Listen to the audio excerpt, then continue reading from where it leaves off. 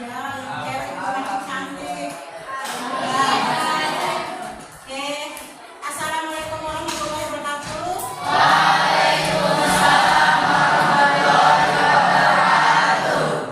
Ya, hari ini Ibu berharap sepagi ini juga kalian bisa lebih semangat lagi.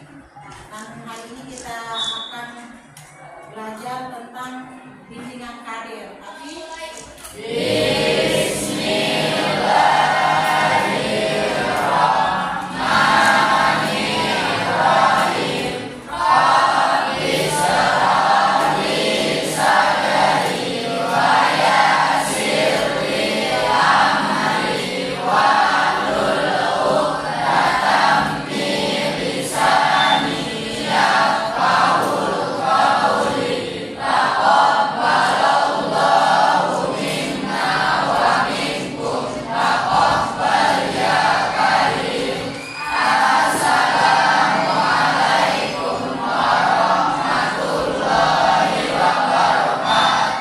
temennya yang tidak masuk, siapa saja? Ada yang tahu alasannya kenapa dia tidak masuk? Dia malah sakit itu. Oke. Setelah itu siapa lagi yang belum masuk? Indri. Ya kenapa? Ada info. Contohnya seperti ini. Semangat, semangat belajar. Sudah? Hitungan ketiga, Ibu mulai 1, 2, 3. Ya, terima kasih. Bisa silakan duduk ya. Yang akan kita bahas di sini adalah apa sih jenis-jenis bimbingan karir yang ada di sekolah. Nah, jenis-jenis bimbingan karir yang ada di sekolah, misalkan kalian di sini kan sudah kelas 9. Sebentar lagi kalian sudah akan tamat dan arahnya akan seperti apa kalau saya tamat dari sini tuh. Saya sekolahnya akan kemana setelah saya tamat tuh? Pasti di dalam benak kalian seperti itu.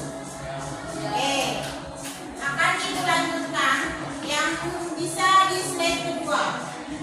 Ya, sudah bisa dibaca dulu? Sudah? Oke, akan Ibu jelaskan satu-satu ya. Di sini, mengapa BK karir dibutuhkan? Ya, wajib kalian sekolah dan berpendidikan. Misalnya di sini kalian sudah kelas 9 akan tamat. Memang kalian sudah harus menentukan nih arah kalian itu maunya kemana. Ya, jadi jangan mengatakan itu masih lama. Bukan.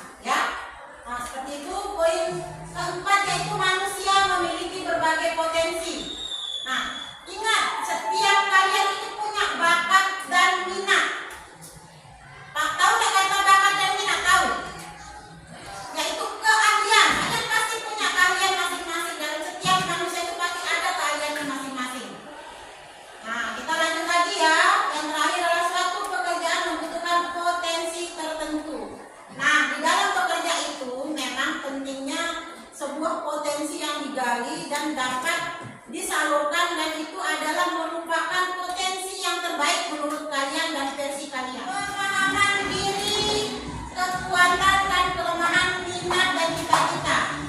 Nah, di sini pemahaman diri itu sudah masuk dalam ada kata minat, ada kata cita-cita. Udah ada nggak cita-citanya terbayang-bayang dari sekarang? Saya yakin.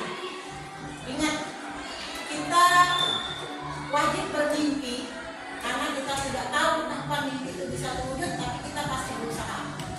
Walaupun sekarang kamu mengatakan, Bu, saya jadi saya kepengen loh jadi polisi, nggak apa-apa.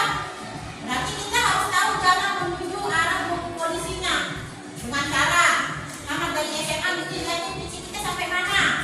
Jangan sampai kita kena narkoba, jangan sampai kita dapat kena dalam tindakan pidana. Nah, itu tidak boleh karena memang terus ada juga jangan sampai kena tindik, hidungnya nggak boleh dilubangin, banyak nggak boleh pakai tato. Kita juga harus tahu dari awal. Karena jujur, ibu dulu juga jadi guru BK, ibu langsung konsultasi sama guru BK-nya, itu pun sudah persiapan ketika sudah kelas 2 dan kelas 1. SMA itu sudah ibu persiapan. Walaupun kita tidak tahu entah itu akan terwujud apa enggak, tapi kita sudah termotivasi di sana dan kita punya bayangan. Oke, ibu lanjutkan lagi. Pemahaman lingkungan. Di sini nilai, budaya, kondisi, ketenaga kerjaan, syarat pekerjaan. Nah, budaya. Di sini ibu akan ambil kata dari budaya. Ingat, kita di Lombok ini kan seperti apa? Ya, persaingan hidup itu keras. Rata-rata semua pada nelayan. Walaupun semuanya nelayan, minimal kita adalah yang berpendidikan, kita adalah yang jadi guru, jadi tentara, kita jadi polisi, atau yang lainnya. Silakan, peluang kerja di Lombok ini besar. Bisa jadi bandar, tapi itu harus menempuh dengan banyak pendidikan ya. Ada juga kapal feri, kalian bisa sekolah nanti di SMK pelayaran juga bisa. Nah, di sini ketenaga kerjaan, syarat dan syarat-syarat pekerjaan. Ya, kita bekerja juga pasti punya persyaratannya ya. Jelas, kita harus sekolah dulu, kita selesaikan pendidikan, kita punya keahlian. Oke, sudah paham sampai sana, nak? Di sini merencanakan masa depan dan memadukan pemahaman diri dan lingkungan. Ingat, kita harus merencanakan masa depan. Jangan hanya merencanakan cita-cita dan anak-anak. Di sini ada faktor-faktor yang mempengaruhi arah pilihan pekerjaan. Ya, ingat dalam pemilihan pekerjaan lihat dulu potensi diri kalian itu apa. Ya, yang kedua potensinya itu bakatmu, minatmu apa, cita-citamu, kesehatanmu. Nah, kita juga bekerja harus juga lihat dalam segi kesehatan apa nih penyakit kita. Misalnya mungkin kita punya penyakit kronis atau apa, itu bisa dipikirkan matang-matang dulu yang mana nih enaknya untuk kita bekerja atau potensi diri. Nah, di sini yang kedua adalah eksternal, keluarga, teman, sebaya dan kondisi. Pentingnya kita berteman, bersosialisasi di sini karena kadang temanlah yang pertama memberikan kita informasi. Ya, dan jangan pernah malu kalian untuk bertanya. Ayo, kamu informasinya sedalam-dalamnya. Nggak usah takut, nggak usah malu. Nah, oke, ketenaga kerjaan, peluang tak terduga, keberuntungan. Nah, ini ada kata keberuntungan. Silakan, ibu yakin setiap manusia itu selalu ada punya keberuntungan, kesempatan. Yuk, ketika kalian mendapat kesempatan itu jangan pernah sampai kalian bekerja itu ada prosesnya, ada tahapannya bagaimana cara kalian berjuang. Ibu juga bisa berdiri sekarang di sini karena juga melalui proses yang banyak. SD, SMP, SMA, ibu harus kuliah, habis itu menjadi guru BK, dan itu tidak gampang sebenarnya, tapi alhamdulillah karena memang dulu cita-citanya ibu kepengen menjadi seorang guru. Yang bilang munculnya pekerjaan baru, ini banyak sekali nak ya pekerjaan-pekerjaan yang di sini yang ibu lihat di Lombok itu sangat beragam. Yang paling banyak itu pegawai kapal, tapi yang paling dominan itu adalah nelayan, ya. Dan memang memang banyak sekali, ada yang sampai merantau, katanya merantau, dan ibu bilang sampai pulang merantau, ada yang berkali kerjaannya sampai ke Bali untuk menjadi nelayan, ya. Nah di sini bukan hanya mencari pekerjaan, tapi menciptakan lapangan kerja, globalisasi kerja antar negara. Di sini Ibu tekankan dalam mengatakan menciptakan lapangan kerja. Ya, kata orang walaupun dia kecil tapi kita adalah bosnya. Pemberian informasi. Jujur, Ibu akan selalu memberikan kalian informasi, Bu. Nanti kalian bisa sering konsultasi ke Ibu keuangan, atau kalau memang kalian sibuk bisa WA Ibu. Bu, apa sih enak nih kalau saya begini? Saya senangnya seperti ini. Kira-kira arah saya kemana nih? Karir saya. Nah, yang kedua, ceramah dari narasumber atau alumni. Sampai detik ini Ibu tetap kok mewawancarai yang tamat-tamat dari SMP sini, dia sekolahnya kemana, dia habis itu melanjutkan kemana. Ibu wajib, kalian juga harus wajib nanya. Misalkan nih, kalian arahnya mau ke SMK atau SMA, apa-apa tanya aja teman kalian yang sudah di sekolah terintegrasi dengan kegiatan pendidikan dan layanan bimbingan konseling secara keseluruhan. Nah, tentang karir yang di sekolah, semua apa yang Ibu dapat, Ibu juga tidak lepas dari wawancara ke alumni-alumni. Ibu tanya juga di perusahaan-perusahaan untuk bisa menceritakan ke kalian atau bisa mengasih pandangan, oh ini loh, seperti itu ya. Nah, di sini disesuaikan dengan perkembangan siswa. Kalian juga disesuaikan semuanya dengan jenis sekolahnya dan menekankan fungsi pengembangannya. Nah, kalian juga bisa mengembangkan karirnya menurut arahnya kemana. Ya, kita bisa lanjut ke slide nomor 1, lembar refleksi diri, dan kedua adalah menentukan jenis-jenis bimbingan karir yang ada di masyarakat. Nah, ini akan dibagikan kepada kalian ya, satu-satu lembar diisi. Silakan diisi sesuai menurut kalian dan pengetahuan kalian. Nah, di sini tidak ada tekanan apapun ya. Tidak ada tekanan, silakan kalian menjawab apa yang sesuai dengan pertanyaannya di sini. Nah, untuk yang lembar pertama yaitu di sini ada tugas-tugas kelompok. Di sini ada penyebutan jenis-jenis bimbingan karir di masyarakat. Sebut aku nggak karir apa? Apakah tentara, apakah polisi, apakah yang lain juga bisa. Ya. Selanjutnya adalah lembar refleksi diri.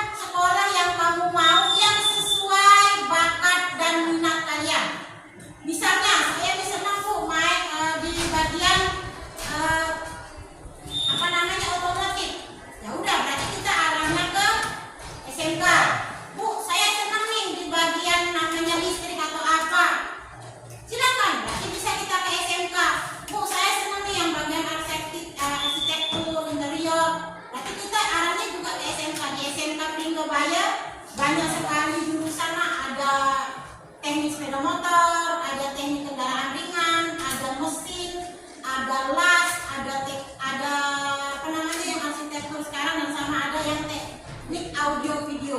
Ingat, kita di sini berpeluang ketika kalian tamat dari SMA atau SMK, minimal kalian sudah dapat pekerjaan. Karena ibu yakin dunia kuliah kalian bisa lakukan setelah, kalau memang kalian sudah memiliki pekerjaan atau apa, bisa lah kalian nanti akan kuliah. Nah, buat anak-anak yang kaya sih enak ya, bisa langsung kuliah. Tapi buat kita yang model berjuang, orang tuanya kekurangan, ayo usahakan dalam mindset kalian tuh habis tamat SMA ini harus kerja apa. Ingat, jangan pernah malu untuk bekerja. Kalau nggak salah kakakmu masuk di Bandar ya, cuma lulusan SMA, itu dulu salah satu murid saya. Nah seperti itu nak ya. Jadi arahnya itu tentukan, kalau memang kalian dan orang tua kalian setuju kalian masuk di SMA nih. SMA kalau nggak salah berapa jurusan? 2 atau 3? 2. IPS sama IPA ya? Iya. Nah, misalkan sekarang nah itu infoin, walaupun kita mau jadi dokter, bisa kok kita ngambil jurusan IPS, yang mau jadi bidan juga, mau jadi perawat, mau jadi polisi, silakan. Ya, di sini sudah tentukan arah kalian itu sebenarnya dari sekarang tentuinnya. Jadi besok ketika kalian sudah tamat, kalian yakin dan tidak ragu. Kadang kalian tidak, ketika kalian tidak punya bayangan, nanti kalau sudah nyampe di tempat sekolah yang baru mau daftar, ada ragu, nanti saya ikut karena ada pacar saya sekolah di sana. Nah seperti itu ya. Oke, sudah bisa dipahami kan? Yang lanjut lagi siapa? Oke. Kalian apa saja yang harus kita pelajari selama bimbingan karir? Ya, karir apa saja yang harus kita pelajari selama bimbingan karir? Semua karir itu sangat berperan penting untuk kita tahu. Contohnya, kalau polisi bu, misalnya ini saya mau jadi polisi, saya harus ngapain dulu nih? Kalau saya jadi tentara bu, saya mau ngapain dulu nih? Kalau saya misalnya mau ngambil sekolah dokter, saya mau ngapain dulu? Karena memang semua ada tahapan dalam kehidupan kita. Pertanyaan yang ketiga di sini, apakah karir sangat penting bagi kehidupan kita? Buat ibu sangat penting. Kenapa saya mengatakan sangat penting? Nah, ingat, kalau kita dewasa, kita akan menikah, kita akan menjadi tulang punggung keluarga, dan kita yang akan menafkahi keluarga kita. Jadi bukan dunia main-main saja yang kita pikirkan. Sekarang yang kita pikirkan, kalau saya tamat dari sini tuh saya sekolahnya kemana, saya kerjanya nantinya apa. Itu harus ada tujuan, itu harus ada informasi. Saya akan membacakan jenis-jenis bimbingan karir di masyarakat. Yang pertama, tentara,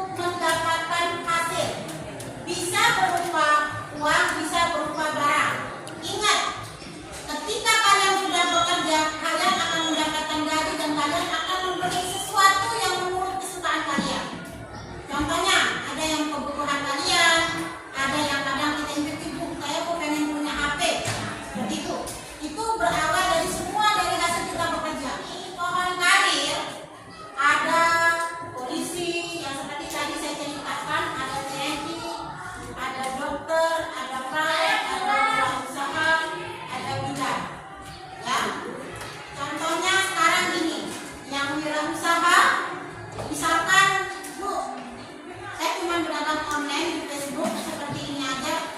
Nah, walaupun cuma hanya seuprit, nah dalam kata kecil, tapi dampaknya juga besar. Jangan salah loh, orang yang berdagang online yang kadang yang harus COD atau apa tuh nggak main-main konsepnya. Anak ibu juga dulu pernah menjadi seorang pedagang ikan, ya pedagang ikannya versi online. Jadi ketika saya pulang kerja, baru ada yang pesan, baru saya anterin. Nah seperti itu. Jadi buat kalian juga jangan sampai malu untuk membuka suatu usaha. Sekecil apapun itu hasilnya, kalian adalah bosnya. Nah, di sini ada katanya pegawai kantoran. Nah, atau ya ibu sampai lupa nulis kata guru di sini. Ya. Guru juga adalah sebuah profesi atau pekerjaan. Jujur, waktu tamat dari SMA memang saya bulat 100% kepengen jadi guru. Kenapa saya kepengen menjadi guru? Karena di kampung saya kebanyakan tidak ada yang mau melanjutkan sekolahnya. Rata-rata semua menikah dini semua, dan saya juga tidak mau seperti itu. Ingat, yang bisa merubah nasibmu adalah kamu sendiri, bukan orang lain. Nah, habis itu ada dokter. Ini dokter kalau nggak salah ibu minimal kita sekolahnya 7 tahun. Ya, 7 tahun, kuliahnya 4, koasnya sampai 3 tahun. Nah, ini di sini harus didukung dengan materi juga sama keahlian juga. Silakan. Di perawat kalau nggak salah itu 4 tahun ya, kalau nggak salah 4 tahun. Kalau bidan kayaknya 3, ya bidan 3. Nanti kalian kalau sudah bidan 3 nanti ada akan sekolah lagi namanya ngambil keprofesian juga bidanan nambah 1 tahun, baru 4. Nah, semua ini adalah sebuah pandangan buat kalian tentang apa sih bimbingan karir itu, apa sih pekerjaan itu kalian sudah punya bayangan masing-masing nanti arahnya mau kemana. Ya, kalau kamu misalkan tamat dari SMA arahnya mau kemana? SMA, tamat dari SMP mau ke SMA, terus cita-cita mau apa? Amin ya Allah. Ya, pramugari ini ibu sampai juga lupa. Oke.